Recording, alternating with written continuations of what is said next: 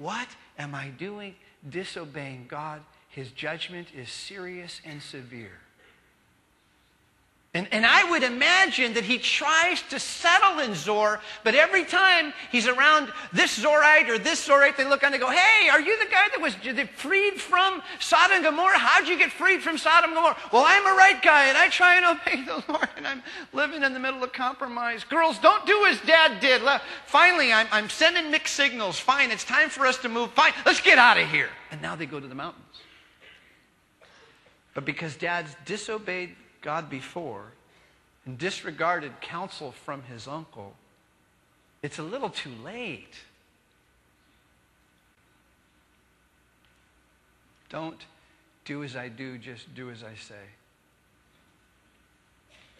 Is that what Lot taught his kids? Here's what else I think.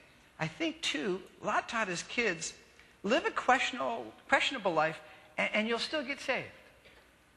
Because God's so into saving strugglers. You know, I think we've already learned that a couple times ourselves. And I think some of us actually felt good if that was a final point made on the weekend series. I think a lot of us went, oh, I'm so glad God saves the struggler. That's what I am. If that's what you are and you've settled with your sin, what sin are your kids settling with because you continue to tell them God's a God of grace? Hey, he's a graceful God. That's all I know. Hey, man, you know what else I think the kids learned?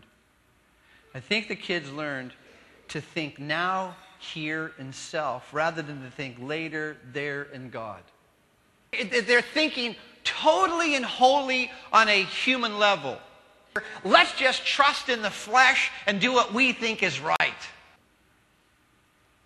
You actually think that we can do whatever we want to do with this life on this earth, and after the fact, it really doesn't matter. Well, then let me ask you a question. Why be good at all? I'm just saying there's so many people who go, well, I try and do good. Why?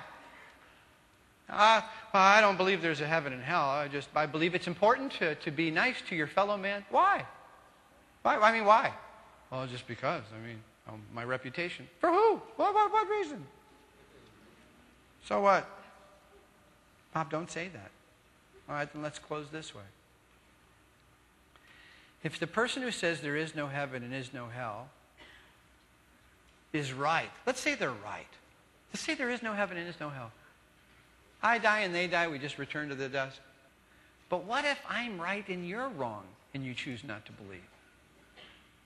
Well, I just know it's not true. All right. I know Lot's wife said it wasn't true, and Jesus said, my Savior friend, remember Lot's wife.